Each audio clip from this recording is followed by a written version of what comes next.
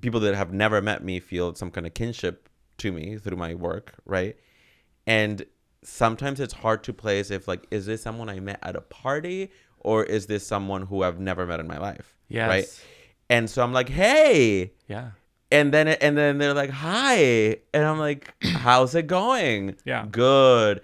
And I was actually telling my partner that it's like, oh, one of these days I'm fully gonna like invite a stranger to my home. Like I'm fully gonna by accident, you mean? Like, cause you're playing through the idea. Oh yeah, or like I'm fully end up gonna go to a wedding of people who I have no idea who they are. I was self-conscious today. But I put on a more colorful shirt than I would have, and it's not impressive, but it's better than what your show has. A lot of criticisms of navy blue, not as a literal color, but as a concept. Yeah. And you have a color-themed show. And so then I get self-conscious. Do you find people getting self-conscious around you about color? Yeah, and I wish I could free people from that, because it's to be self-conscious about it is a too literal of an interpretation of what I'm doing. I'm even embarrassed admitting it because I know I'm being too literal. Yeah, but then it becomes this thing. But you know what? I hope that I can only hope that I invite play and experimentation and not like dread and fear. No, totally. Yeah, I don't want to be like the colors are. The colors are. Yes. I don't want to be the colors are or like or like I don't know, like I would assume people think about what they wear around like an Anna Wintour or something like that. Right. I don't want to just be you. So just be you. Just be you. Do you feel like it took a long time for you to just be you? Or were you always like growing up like this? Which is, when I say this, I mean it was always artistic, this. experimentational, you know, like I mean, creative. You always have it?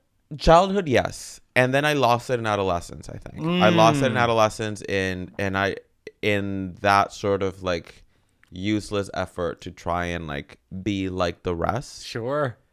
And then which is navy blue, right? Which is navy blue, yeah. To be regimented. Yeah. Yes. To be a follower of sorts. To want to like, I mean, I feel like there's a reason why men cloak themselves in navy blue, right? Yes. Because it's like blending in. It's saying I see there is a system here and it's better if I'm just a part of it. Yeah. But yeah, I lost it a little bit in adolescence, but then I found it again in adulthood. Yeah. Late adolescence, adulthood. That makes sense. Yeah. When you had it when you lost in adolescence, did anyone notice? Like, did anyone call you out on it? Your friends or anything? No, I didn't have friends. No friends. Not really. You grew up in El Salvador, right? Yeah. Yeah. Not really. And I actually distinctly remember in the 4th grade. For whatever reason, the 4th grade was very important for me. Me too. Huge. Really? Huge grade. Yep. Mrs. Sinkowicz, shout out. Mrs. Sinkowicz, you remember She's her? my teacher, yeah. Oh, wow. Do you remember your teacher's name? No. Okay. No. I remember, but here's what I remember about her.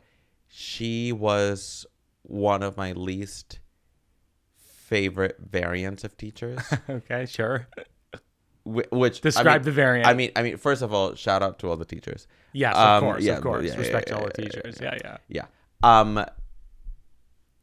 But she really made a very, I thought, burdensome attempt to be cool.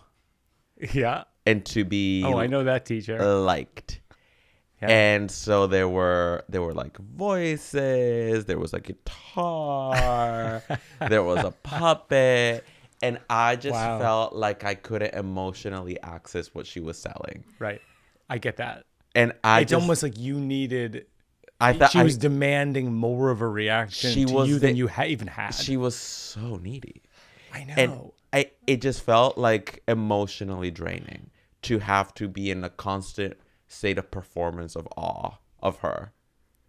Okay, I want to circle back to teachers, but I think you're hitting on a thing that drives me nuts about some performers of comedy. This is why people shiver at the idea of going to like a comedian party.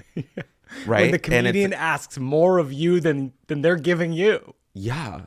It drives me nuts. And this is something, I don't know if you've ever felt like this in performing, but like at least the opening night of my show, it felt humiliating. Oh, because yeah, I'm so like, hard. Opening night's terrible. This feels like my like bar mitzvah, quinceañera, like I'm asking all these people to come and look at me. All these people who, by the way, because it's opening night, I know at least 50% of them in the audience. Yeah. So it just feels like I'm putting a gun to their head and be like, laugh. No, it's terrible. Yeah, you're inviting people weirdly to your birthday, and it's like not your birthday. It's a day you're deciding is your birthday.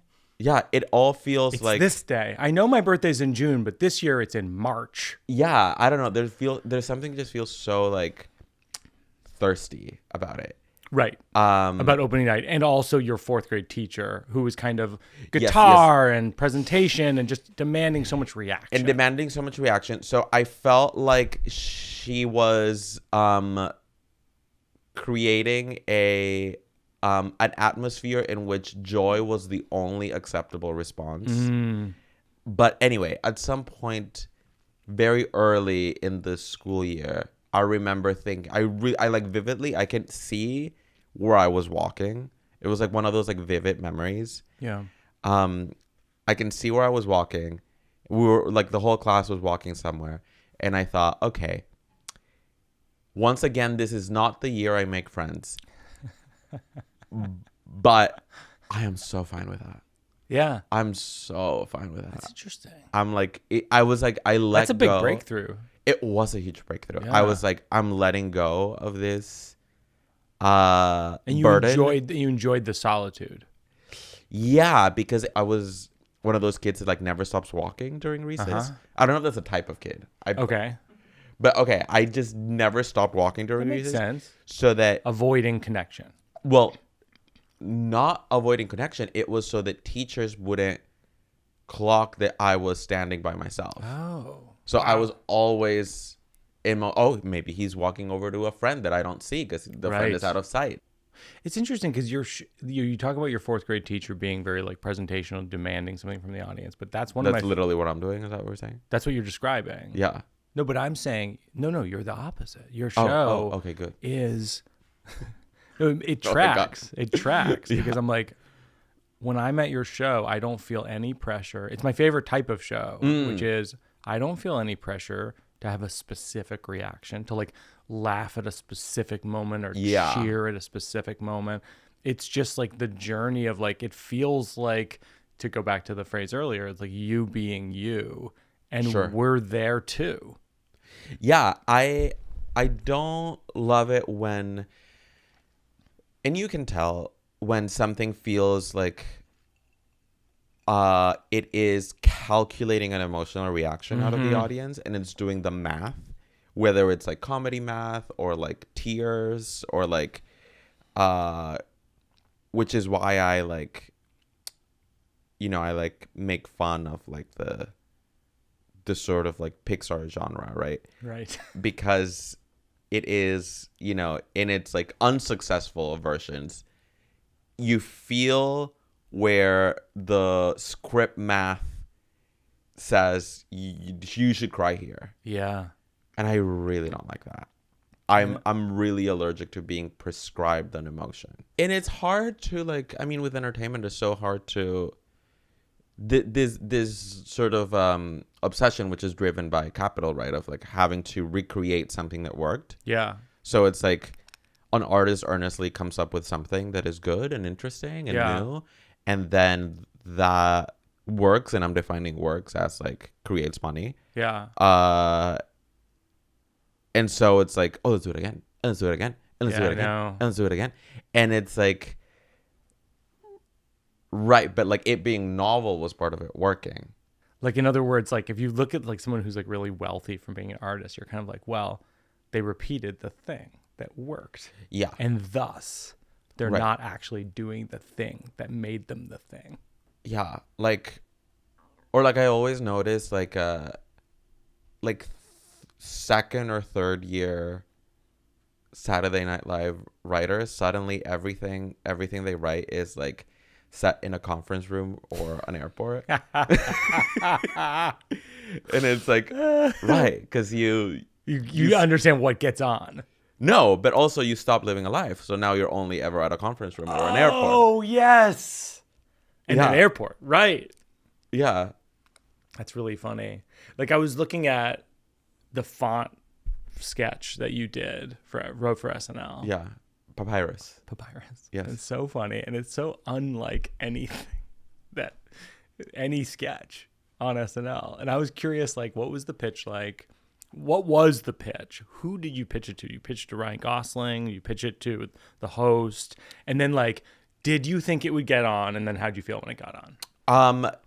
It was the so they do a pitch meeting where like the host sits and like every writer and performer pitches an idea, but that is more of a like an icebreaker for the week for the celebrity host to feel comfortable. Oh, this is funny. I'm in a group full of funny people. Yeah. So people say things that they don't earnestly mean to make anything with, because you're just trying to like make a room laugh, basically.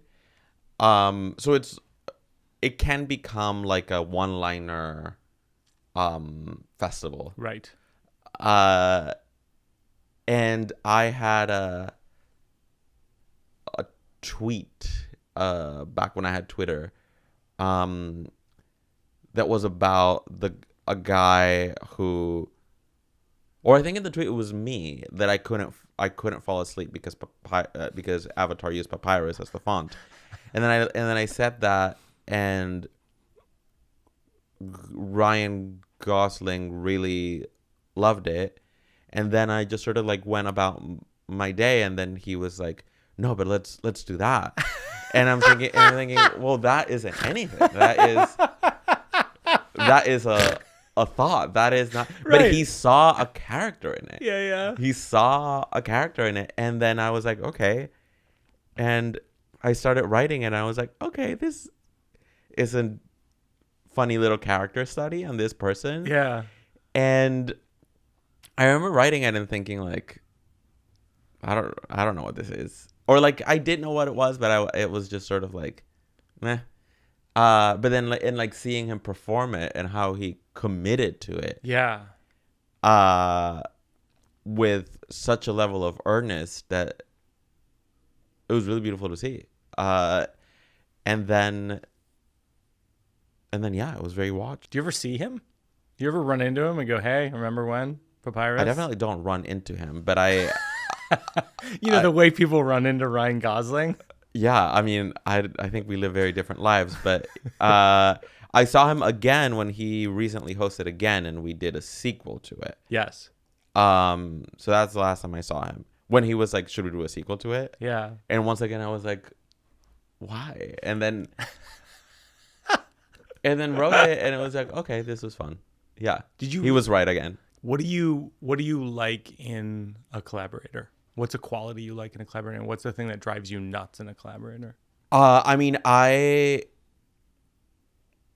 feel like I'm lucky to attract people that really want to like co-create something and actor not as puppet, but as like co-creator of something. And I like when they take the work in earnest, and they're not attempting to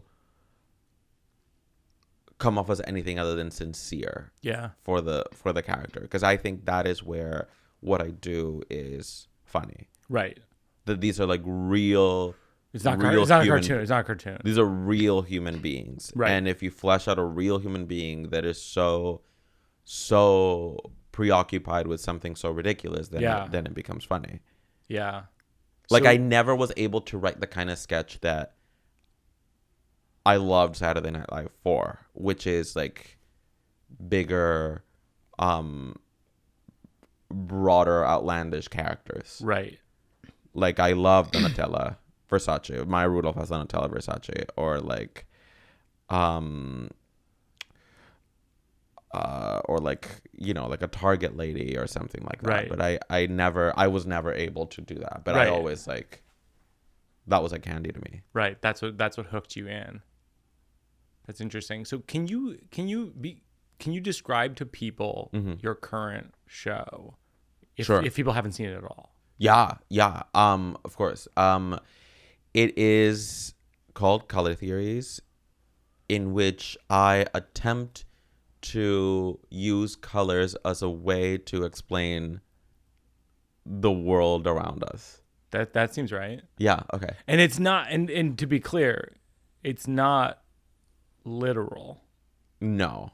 Like, in other words, this is a shirt that has oranges and blues and things in it, but that's not how maybe you'd see me. What color would you see me as, or do you see me as? I think that and this is something that I ended up not putting in the show, but I think that what color am I is the wrong question. Wrong question. Obviously. Gary, take these away. Yeah. I think it's what color do you perceive me as? Okay. Mm-hmm. Or what color am I coming off as? What color am I coming off as? I think that in my limited sample size of you, I think that it's like a bluish green. Okay. Yeah. It's like orderly, but it's also understanding. And that's the green? Yeah. I'm going to have a crisis. You didn't like that? Well, because my concern is that the show is so judgmental of what? navy blue. Oh, my show. Yeah. That I'm concerned that I'm even getting close to blue. That I'm even veering towards navy blue. But I do think that we all have these colors. Okay. I get that really freed you. You really like that. Yeah. Yeah. I was worried. I could feel the release. No, ever since I saw your show. Yeah. It's a really beautiful show in so many ways. One, I mean, the design is tremendous. The design itself is tremendous. But one of the things that the show does that nothing else, so few things do, is nothing's like it. Nothing's like your show. There's literally, you see a lot of solo shows and you go, oh, that reminds me of this, which reminds me of this. Your show's just like, oh, yeah, there's nothing even similar. It's like it's an exploration of color, not even in a literal sense. An exploration of color with an asterisk. Yeah. Asterisk. And then the bottom says not color. Not color. Yeah. Yeah. Yeah. I mean, so what do you think you come off as color wise? I think to an audience, I come off as this sort of like a multicolored sort of like Wizard of Oz sort of thing. Okay. But I think that I think that my soul is actually a lot. I think there's actually a lot of gray in me. Oh. And I think that I am constantly like between knowing and not knowing, and like I think that I'm a lot more anxious than people think I am. And I think that I'm very like preoccupied with things and very like fixated with things. I think I can be a lot more neurotic than people think I am. And it just so happens that I found like different tools. What's your most embarrassing fixation? I mean, I have OCD, so that is like, so there's been a long list of those. I was, for a while, and I think I'm definitely getting better now, been an intense hypochondriac. Oh, interesting. Intense So you have hypochondriac. OCD and you're a hypochondriac. Yeah. That's a challenging combination. Yeah. Yes. I ended up going to like 7 doctors in 3 days. Because the thing about ZocDoc is like they don't stop you. Like once you realize that like doctors don't tell on each other, you can go to like a whole new doctor. So true. And like, but don't you have to go through your primary care doctor to get to that doctor? What primary care doctor? Oh, you don't have one. I have like whomever comes up first. Whomever is available, whatever doctor in New York City is available within the next few hours becomes my primary doctor. You just pay cash? Because you can't have it paid for by insurance, right? If it's not referred. Okay, I have no idea. I just go. I'm telling you, you're telling me I walk you've in. never had them be like, hey, no one referred you here? I walk in, I walk out, and then I get a bunch of mail that I don't open. You know how many, because I've talked a lot about my ailments through the years. You know how many doctors I've gone to and they're like, we can't see you because you haven't been referred by the proper blah, blah, blah. But you've never had that? If you are, if you like me have OCD, anxiety, and hypochondria, then you unfortunately become clever enough to trickster. You become a little trickster. And you end up getting CAT scans that you don't need. Oh, God. An hour after you decided you wanted to get one. Have you had a CAT scan that felt completely unnecessary? Yes. What was the ailment? Well, it ended up being a herniated disc. Oh, okay. So that was a real thing. That's real. Okay. It's like really annoying, but it's pretty common. But also like one of the things that I kept doing was, for whatever reason, if I am looking for like a service of some kind, be it a doctor or like a dry cleaner or whatever, and I see that something has like a really, really bad reviews, I go to that one. Because I'm like, oh, well, surely this person's a genius. That is the logic of that. It's like, well, obviously this person is a genius and no one understands them. No one gets them. Yeah, because everyone's an idiot. Because deep down you're like a low rated performer or something. I guess so. And you're like, that's who I am or something. Maybe. Although you're not. You're like a accoladed performer. I mean, that piece about you in the New York Times was like a different publication altogether. Like they decided to be the Julio magazine. Like the way that you talk in interviews, it's sometimes so whimsical. It's like I want to make a theme park. I want to do like your aspirations are so big and grand. And definitely a ride. Creative But my feeling is like my question is like, what is your most boring thought?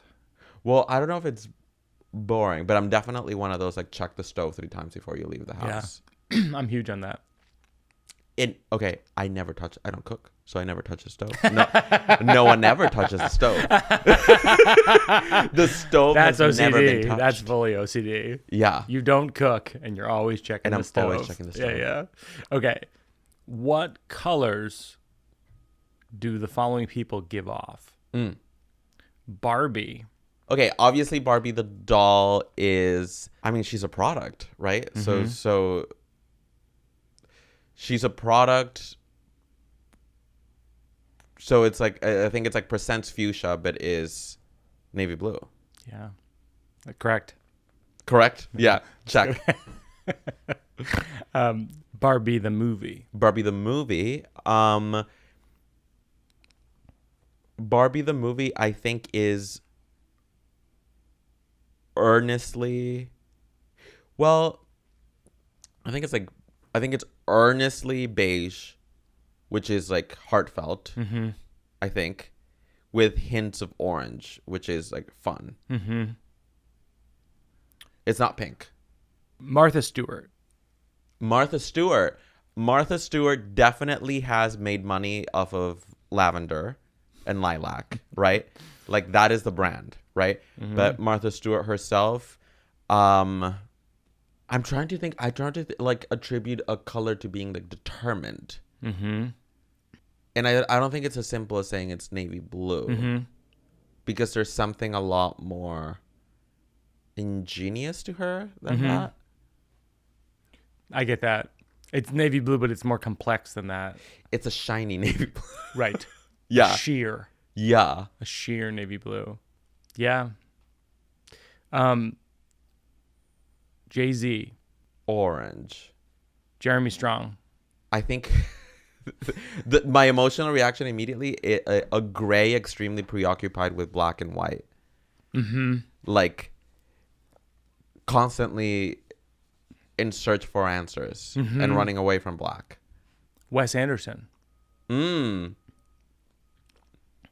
mean, the man loves brown, right?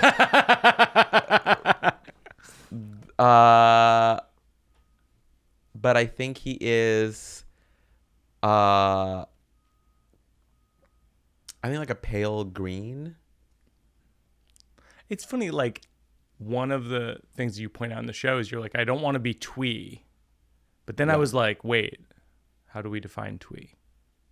How do you define it? Cute, or like, I guess what I'm saying when I say I don't want to be twee is I don't want to seem like I am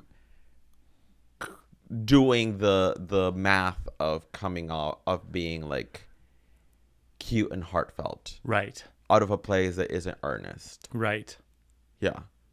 How do you, it's kind of similar to what we were talking about earlier of like repeating the same art that you, like, because a lot of people would say like, you are cute, right? Sure. They would go like, oh, that's really cute. Yeah. He's adorable. Yeah. But that's obviously not your intent. That's just a byproduct of what happens sometimes. Yeah. I would say that's probably true of Wes Anderson too. I think so. Probably. I think at his core, he's like, I love trains. I love trains, and also like I want to talk about suicide. Yes. So it's like, stop calling me cute. Stop calling me cute.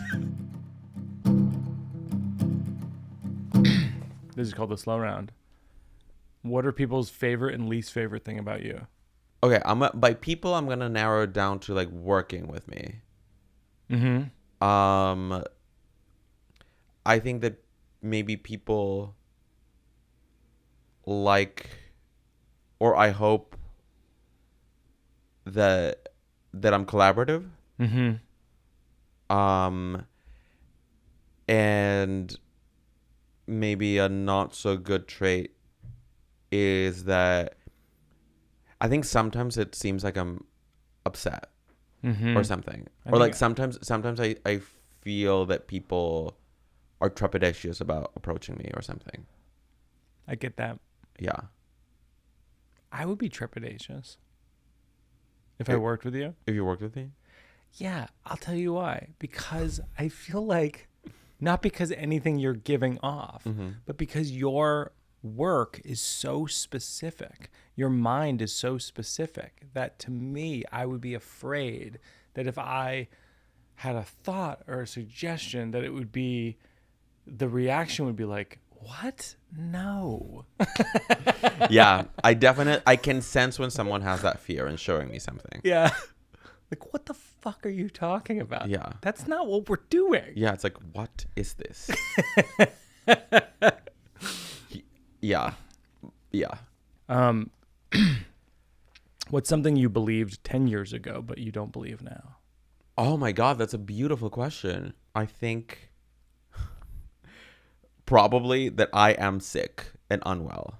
You believed that 10 years ago? Yes. And you don't feel that way now? No.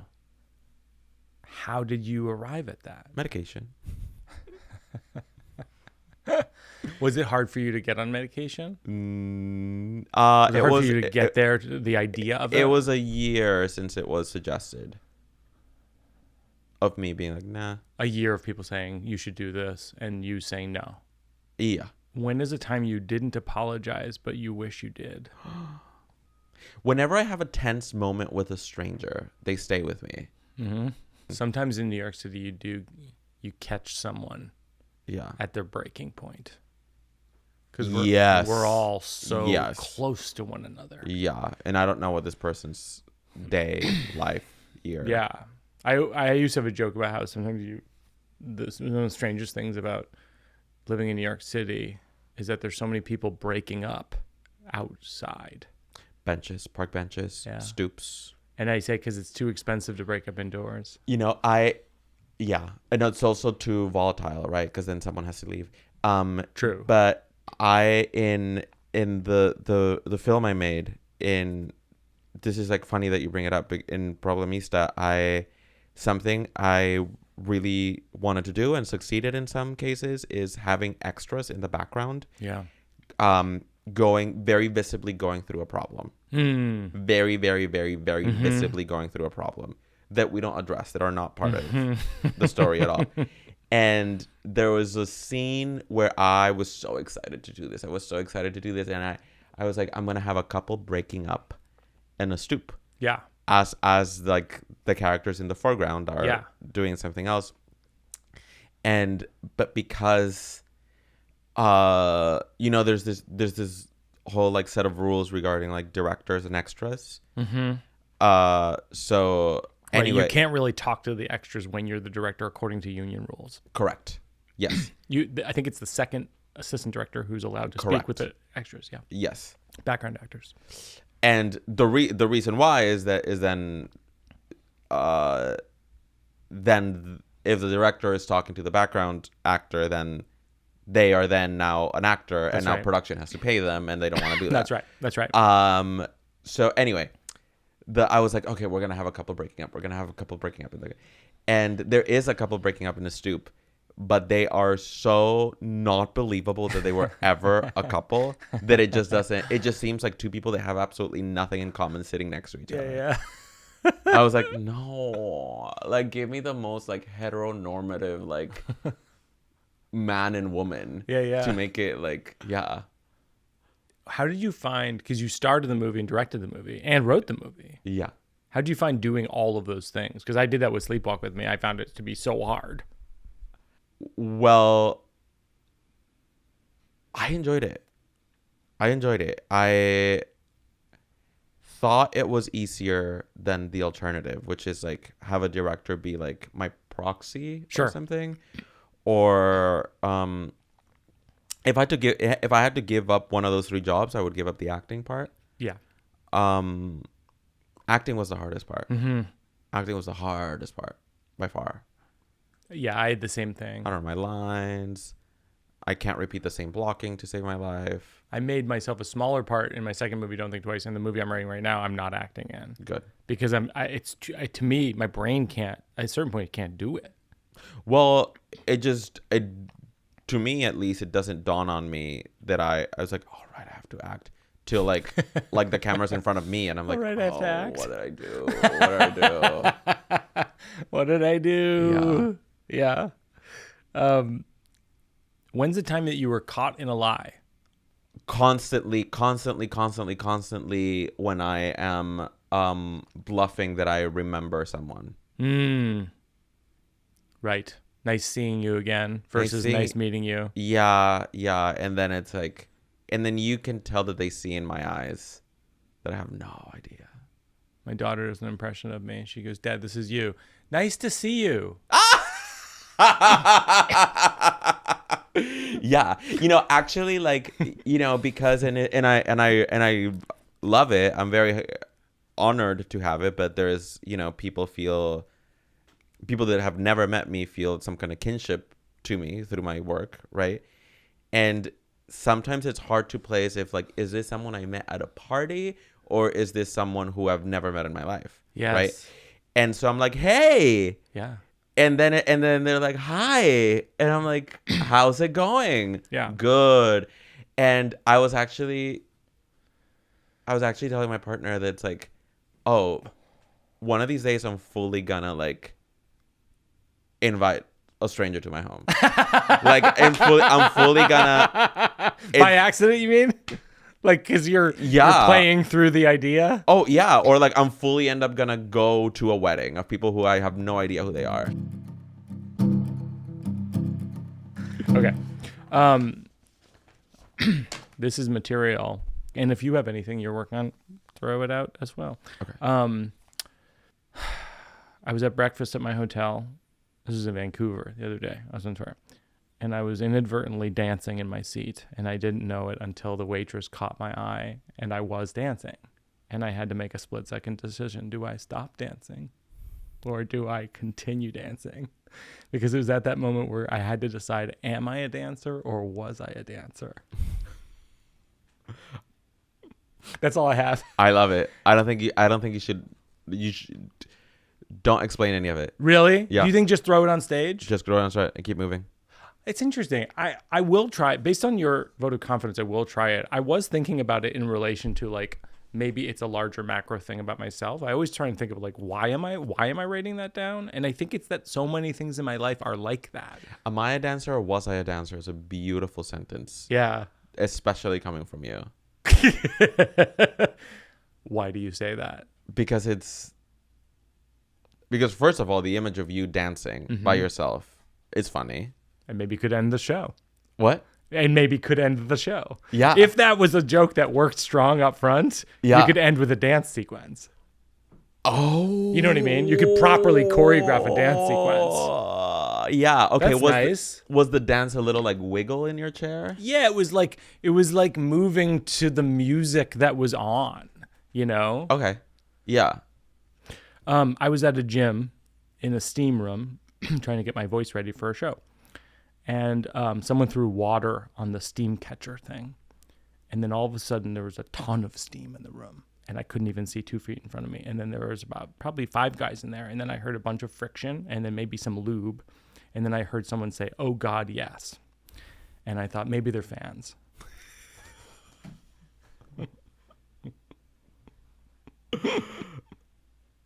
I love that. Because it's also interesting to wonder, like,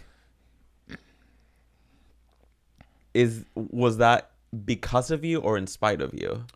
I think in spite of me. I do not. Yeah, that's a great point. I think that's a great point. Yeah. And that my inner monologue was like, wait, was that right. in spite of me or was that because of me? Am I so seen or am I so invisible? Yeah. That's beautiful. That's a beautiful phrase. Am I so seen or am I so invisible? Have I shifted the energy in the room or am I just so irrelevant to the energy in the room? That's right. Maybe something like I heard lube and then oh God. Is that what Yeah. I heard lube and then I heard oh God and I thought, wow, I wish someone would appreciate me for my mind. That's funny. Yeah. Or just simply I'm looking good. I am looking good. Like, I'm tired of being objectified.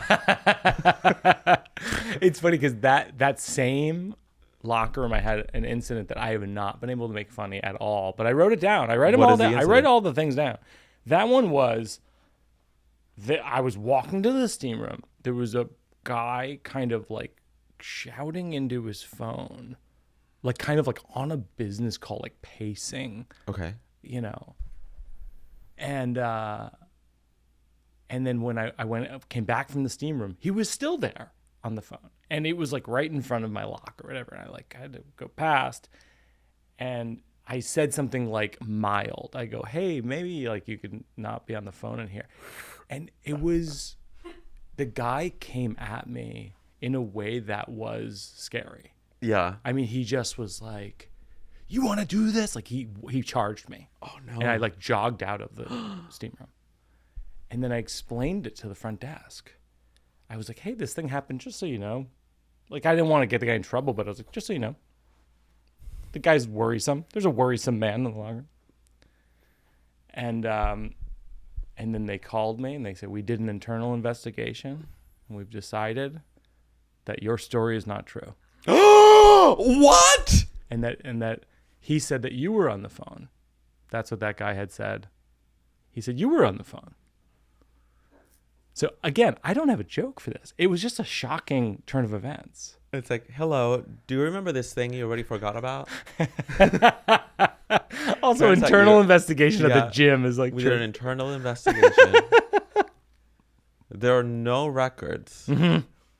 There's no records of this man being on the phone and then charging at you aggressively. In fact, you are a liar. In fact, you did it. In fact, you did it. You did it. Well, keep paying us $250 a month. I know. It was a rough one. I have to say, like, this is where it's like sad and not funny. The guy charged me and then I left and I was walking to my show. I was doing a show at the time and I was shaking. Yeah. Do you have anything you're working on that you want to throw out? Anything from the notebook? Anything sort of half half thought through. There is one. Okay, I your locker room moment made me think about one locker room moment I had in my gym where it's not a fancy gym and no one uses locks on their locker. The collective we just opens the lockers and like throws stuff in them. And this guy walks in and keeps opening the lockers and seeing that they're being used. So, and then he just keeps slamming them and goes, fucking freaks. Oh my God. Fucking freaks. Fucking freaks. Jesus. Gym full of fucking Oh my freaks. God. fucking freaks. Oh God. And yeah, it's just one of those things that like I also don't know how to like make funny other than like relaying the anecdote. Right. But it was just because that to him was symptomatic of a bigger problem in life. Right. Right. Which is like a lack of order. Yes. Right. Yes. He's probably like, okay, he's an executive, but he's going to this gym that's not fancy. So it's like, okay, so you're an executive who can't afford the Equinox. So then you're like here with us. But you don't like, it's like you want to have your cake and eat it too or something. Right. Yeah, I think that's the challenge of also no one is stealing anything, by the way. Interesting. So are we freaks or are we free?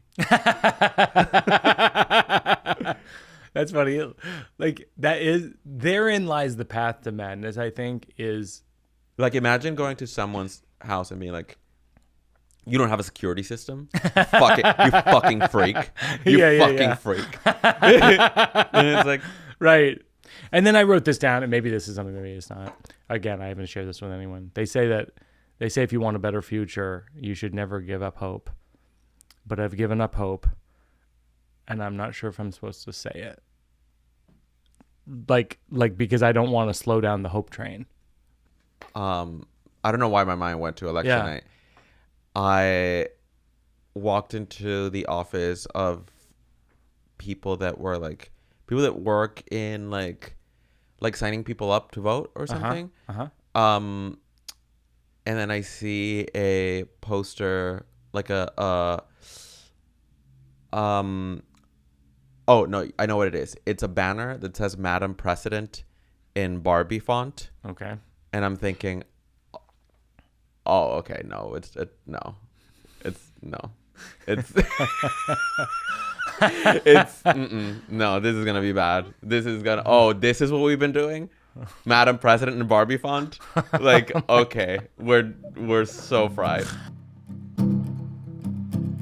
Okay, the last thing we do, is go working out for a cause. If there's a nonprofit that you like to give to, we will contribute to them and link to them in the show notes. Glitz is one of them. They're a trans organization. My friend Fran is very involved with them. Glitz is a Black trans-led advocacy and direct services organization that's dedicated to fighting systemic discrimination against marginalized communities in New York City and beyond. There you go. And that's beyond. Fantastic. And beyond. Glitzinc.org. We'll contribute to them. We'll link to them in the show notes. Julio, thank you for coming to the show. It's such an honor. Thank you for having me.